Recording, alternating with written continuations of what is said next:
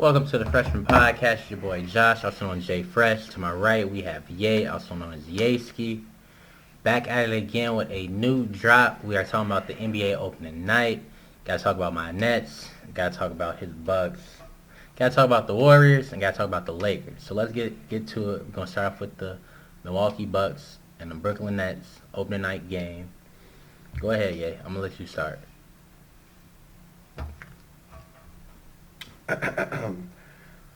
So in tonight's forecast, we have light showers over Brooklyn because they held that L. 127, 104. The Bucks prevailed. As I said, we would. Just a beautiful sight to see, man. Anytime you let Pat Connaughton come off the bench and light you up for 20. You're probably going to lose 10 times out of 10 because if he's going for 20, that means somebody else that went up too. So, yeah. Giannis did his thing, 32, 14, 7 for 9 from the free throw line. Proud of you, my man. Proud of you. 1 for 4 from 3. He'll take it. You know what I'm saying? 25%. It's okay. It's okay, though. Them free throws looking nice. You feel me? Hey, we get to that free throw line, though. Them free throws looking nice, man. Middleton, came out, slight little 20. Drew got hurt in the first half, so it really probably would have been more of a blowout, if he didn't get hurt, in that second half. He already had 12 going into that, 5 for 7, you know what I'm saying? It would have been tough for them Nets to recover, man. Hey, Kyrie, you might need to go ahead and, hello? Brooklyn. Oh, is that you? Okay. But you on the net side, okay. Are you done? Are you finished? Are you done? I'll cover the next. You want to know? Are you done? KD did his thing. 32. Okay. 32 and 11. He was their bright spot. But Patty Mills went 7 for 7 as well from the 3-point line. So that was a big acquisition for them during the off season. Welcome to the new program. This is now called the Yeski Promotions Bucks, whatever you want to call it, doesn't matter. Bucks and 3 doesn't really matter. All my partners away, the Bucks will play. You know what I'm saying? Basically, as he just ran away from the screen, just how the Bucks ran away with the game versus the Nets. In all honesty. Any thoughts, comments, suggestions? This will not be edited. This is going straight in. How you doing, sir? Welcome back. There's a lot of net slander. Are you finished though? Or? I'm done. Okay. I got my stuff off.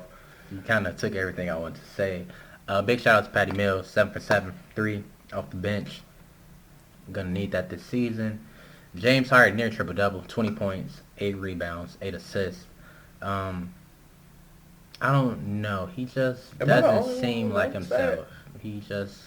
This happens like every season. Am I the only one who noticed that? Like how he be like in cruise control for like the first like week or two of like every single season that he's been in. Like he be in like cruise control and like next thing you know he just go off for like 40. Yeah, like is that a good thing? I don't know. You would think not the first game of this. This is redemption. You feel me? Took him out in 6. Championship ring on the finger. You would think, man, I was hurt. What was all that talk at the beginning of the season? Man, I ain't see too much of that. So off of one game this year NBA fight, I'm just curious. No, it's not.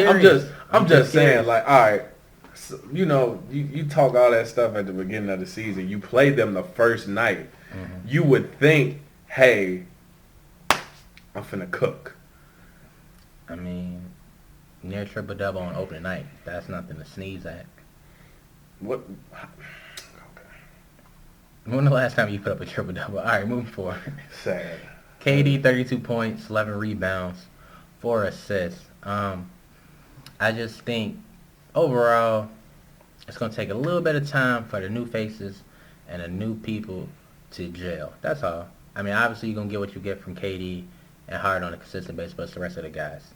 Joe Harris, we still looking for you from last season. Blake Griffin, I don't know. You like hit or miss. That defense. Yeah, so I think with some of the new faces and some of the returning faces, he's got to figure out new roles. Not going to make an excuse, but obviously with Kyrie not being there, everybody has to kind of take a different position. So, I think once everybody gets a defined role, the Nets get rolling. I'm not tripping. They can't guard nobody, though. Can the Bucks? I mean, come on, man. You lost your best defender in P.J. Tucker. I'm just saying, like, LaMarcus, Blake, Paul Millsap, they can't guard it. They can't guard anybody. So they can't guard Embiid or Giannis in the East. Who's gonna guard Kevin Durant? You're right. You absolutely right. You guys will. I mean, you might not outscore as much as everybody as you would if you had Kyrie, but James and KD is like, I mean, well, we know KD just gonna get what he wants. That's it. That's all. James, you can make it a little tougher on him, but KD is just like it's not making sense, my boy, because you just said what happens when like he goes off for like 30 or 40 randomly. I mean, you got to deal with that. I think you should more hope for it that the rest of the guys don't show up. If that happens, it's a wrap. Joe Harris, we need you to hit some threes. I feel like if you put me out there, I hit a three before you. I hit a three. He went 3 for 5 in this game. I'm just saying. I tried to help. When you got the new guy coming in going 7 for 7, your 3 for 5 ain't looking too hot. But hey, It's tough. I salute you though. But overall, like I said, man, Nets, we'll get back to it. The Bucks got this one. See you guys 2 more times this season. 1 more time in Milwaukee and 1 more time in Brooklyn. So it's all good, man. Ain't nothing but a little bit of straightening. That's all. Any more comments on that game? Nah, we pretty much came out. We handled business. Normally they say the championship team will come out flat, but it's clear as day that when your leader is Giannis, can't come out flat. You know what I'm saying? He's not content with 1 ring. He wants more. That's apparent. He wants more. Do you want to talk about what happened next game? Never mind. All right, let's all right, be blessed, let's y'all. move on. Y'all be blessed, Let's move man. on. Y'all be blessed. Let's move on to the second game of opening night. We had the Golden State Warriors versus the Los Angeles Lakers. If you asked me in the beginning, I probably would have took the Lakers to win this game, but that was not the case. The Warriors prevailed 121-114. And keep this in mind, Klay Thompson is not back yet, so the Warriors are kind of shorthanded, if you want to say, in a sense, but some of those younger guys kind of stepped up in this game. Jordan Poole comes to mind right off the bat. 20 points. That really helped. It wasn't a great game for Steph Curry, but he did manage to get a triple-double. It wasn't the best shooting night, but yeah, 10 rebounds and 10 assists to go along with his 21 points. So salute to him. I don't think there's too many nights or days we hear, hey, Steph Curry had a triple-double. So congrats to him on that for opening night and getting the victory. On the other side, we had LeBron and AD both putting up monster numbers. LeBron, 34 points, 5 assists, 11 rebounds. AD, 33 points, 11 rebounds, 2 assists. I feel like every night Anthony Davis should be getting double-digit rebounds. He should really average a double-double. He should definitely be a 20 and 10 guy every single night. It shouldn't even be like a second thought. 20 and 10 every night from AD should be penciled in. But the rest of the guys wasn't really a great night. Russ had a tough night, 8 points, 4 for 13 shooting, 5 rebounds, 4 assists. Not sure how many turnovers he had, but I think it was pretty bad. I would like to say, to go along kind of with what I touched on with the Brooklyn Nets, this team is kind of in that same predicament with all these new players. Everybody kind of has to find their roles outside of like AD and LeBron who've been there. So I think they're going to take a little bit of time to gel. I don't think they're going to look to kind of fight for the number 1 seed. I think they just want to focus on getting to the playoffs healthy. Now Golden State, on the other hand, they may try to get a higher seed. As we saw last year with them being one of the lower ranked seeds and having to go through the whole play-in process. Probably don't want to go down that path again. And hopefully with Klay coming back sometime next year, should help. So We'll see, but definitely shout out to Jordan Poole. You showed out. Got to give you credit for that. Uh, the Lakers just didn't look good. It just don't look good. Like it from like everybody. I mean, of course, like half of those points that they scored, it wasn't easy buckets. Like it was just them being great players, creating shots. Like LeBron took a lot of threes. You know, AD hit some shots or whatever, but it just at the moment it's just like it's basically what everybody thought it would be. It's not fitting at the moment, but I mean, it take time, you know, to learn your roles, where you need to be, where you shouldn't be. I'm still just gonna always say that it's on Russ and LeBron. In all honesty, AD can play down low, but it's like LeBron is your ball handler, Russ is your ball handler. Eventually, somebody's gonna have to sit in a certain spot and wait to receive the ball, and they they can move good without the ball, but they haven't had to do that their whole entire careers, moving without the basketball, coming off screens like you know Steph does and Clay does. Like they're great players, but you know them coming off a screen is unstoppable. Like you can't really do nothing about it. So, but Golden State looked like they legit. The NBA is tailor made around Golden State, shooting from the perimeter. Like Jordan Poole pulling up from 30. Steph can pull up from 30. Seems like Wiggins is more consistent with his jump shot, especially in the corner.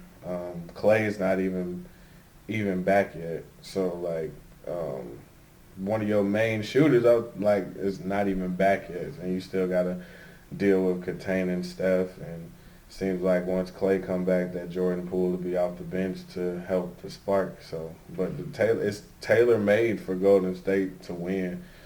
Pass, screen, shooting threes, like. And I think that they have more defined roles on their team. I think they kind of had this same roster for a couple years now. I mean, the rookies, I don't think they played that much. I mean, Kaminga and Moody, I don't think they played that much. But everybody else has kind of been around the block, so they kind of know in crunch time, we're going to defer to Steph. Draymond Green is essentially going to be your decision maker and your ball handler. Yeah. Wiseman's still out, too. Okay, yeah. And Steph is going to, like you say, round out those screens and stuff like that. And Kevon Looney, I think, is like their starting center. He's been there a few years now. So I think Golden State, they know their place, they know their roles. So that helps a lot when you kind of know, okay, who's going to get the last shot and stuff like that. It kind of makes it easier on you when you have a defined role. LA is still kind of working that out. It's a fresh, new season. Now, when Clay gets back, will there be different roles for different players? Yeah, but I don't think it's going to be too big of a difference because it's not like Clay is a ball-dominant player. You know what I mean? I could see if Clay was like, okay, big on ISO, but no, Clay is essentially like another step. Down screens, They're very cut without the free ball, team. so They're very free.